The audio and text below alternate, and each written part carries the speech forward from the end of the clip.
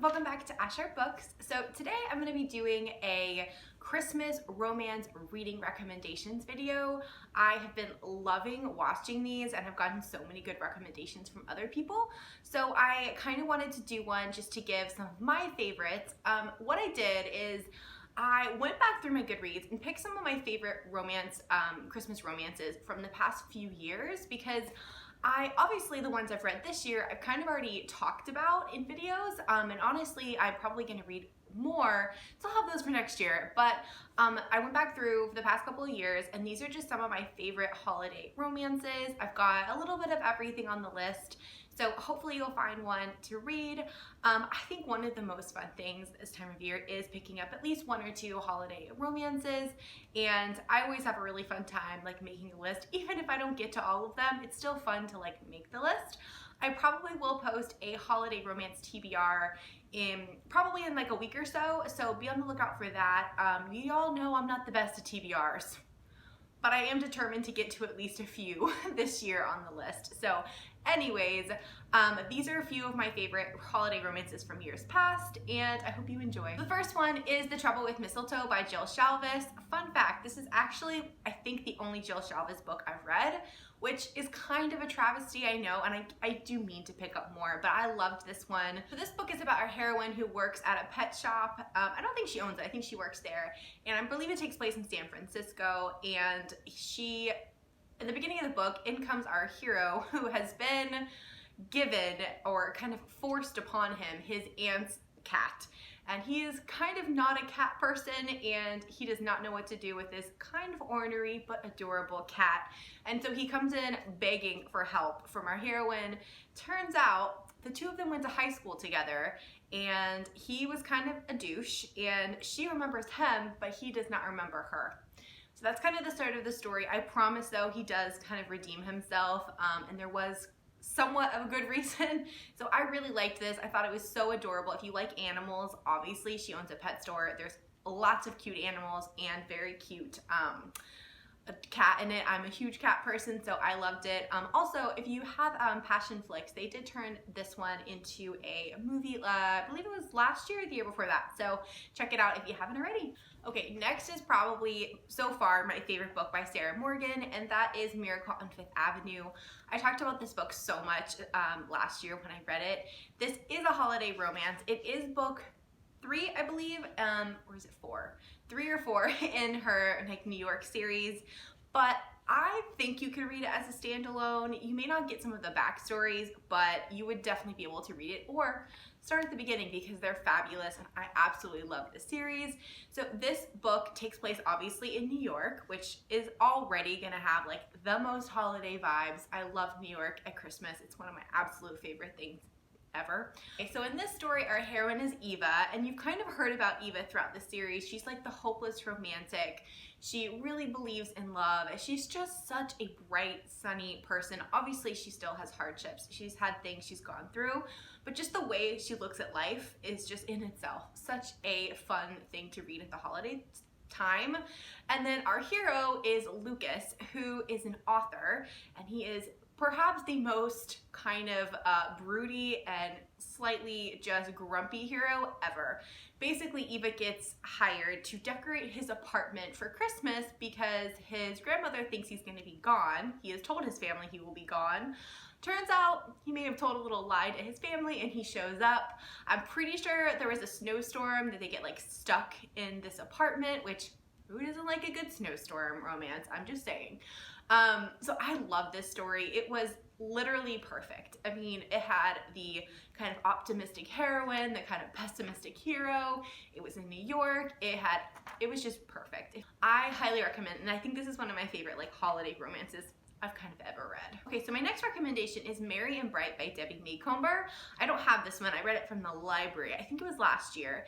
And so it's interesting. I know Debbie Maycomber is very well known for her Christmas books, and it's kind of one of her things. I've read quite a few, and to be honest with you, I didn't love some of them. They weren't bad books by any means, but they were like maybe like a 3-star for me. And this one though, Merry and Bright, was my favorite I've read so far.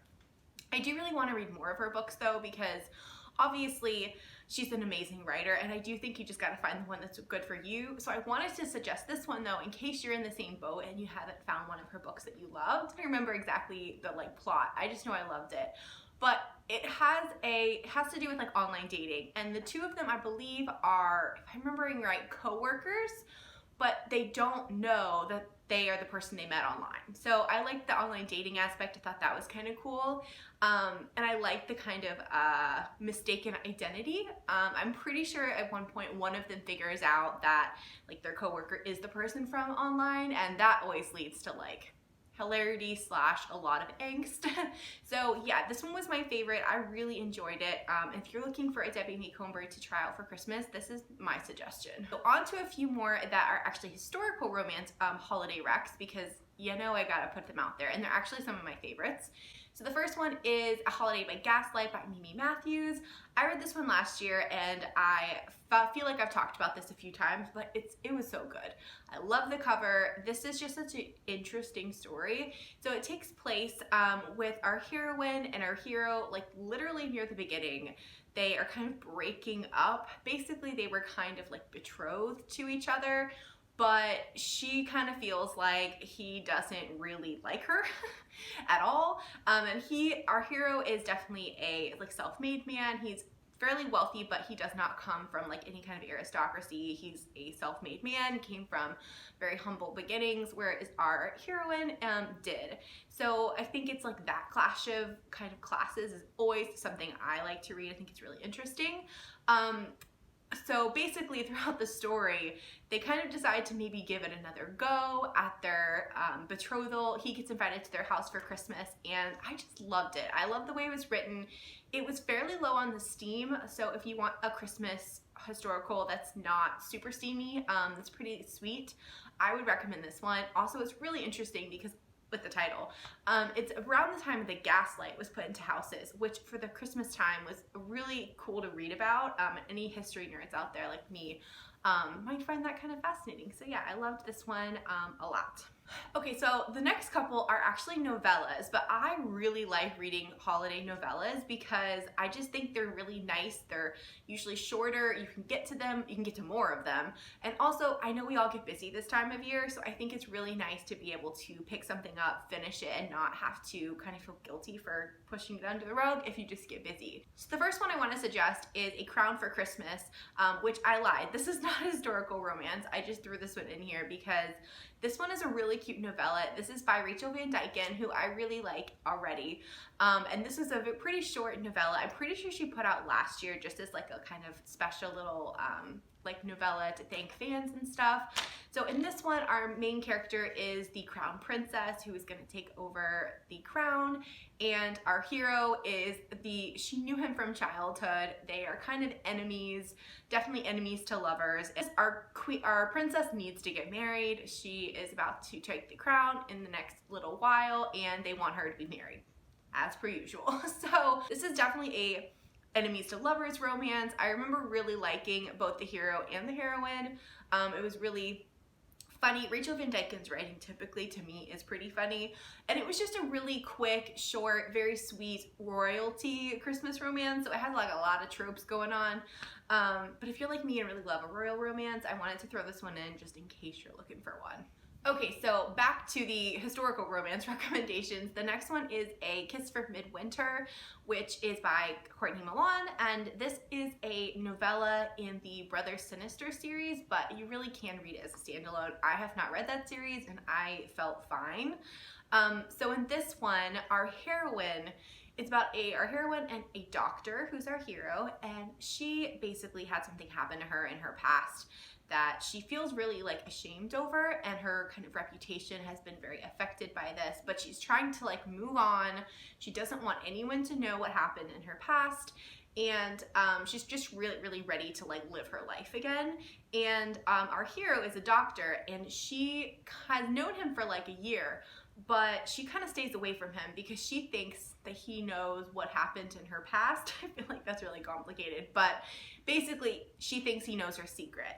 Now, whether he does or not, you'll have to read and find out. But so she kind of avoids him, but it turns out, you find out that he, while coming across as a little maybe grumpy. Can you see a theme? I love a good grumpy hero.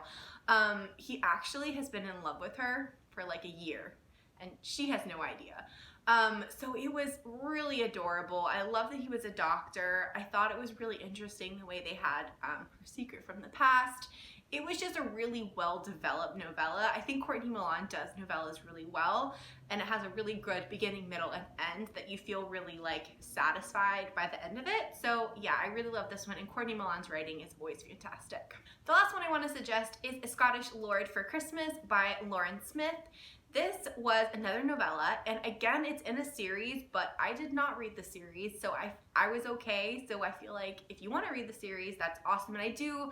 It's on my list to go back and read it, but I love this one. And this one, we have our heroine, I believe her name was Rowena, and she is beautiful. She kind of knows that, which I kind of appreciate when the heroine can kind of know, like if everyone in the world is telling you you're pretty, for them to kind of be self-aware of that. And so she can kind of have any guy she wants. However, she has never felt anything for them. No flutters, no excitement, nothing. And so she kind of is just like resigned to that fact. But then she meets our hero at a ball, and he is a Scottish lord, and she's just, all of a sudden things change. Like she's like, wow, this is what it feels like to actually like somebody. So our hero is, again, very kind of broody, very grumpy. He's had a lot of things happen in his past that kind of shape him, but he's at this ball because he has daughters and he wants to basically find a mother for them. Like, yeah, it'd be nice to have a wife, but really he just needs a mother for his daughters. He basically is like, okay, well, we can get together, we can get married, but really it's not about love. It's about you helping me with my kids. And so obviously things perhaps might turn into a love story, and it was really, really cute. This was the first thing I read, I believe, by Lauren Smith, and I thought it was really well done. I just really enjoyed it. If I remember right too, this one was definitely a little bit steamier. So if you're looking for that, maybe check this one out. But again, I just thought it was a really well-developed novella and definitely had a lot of that like holiday spirit in it. Alright guys, so those are my holiday romance reading recommendations. I hope you guys find one or two that you might want to check out. Please let me know down below what you're reading for this holiday season, because I'm still making my own TBR, so I would love to know any suggestions that you guys have.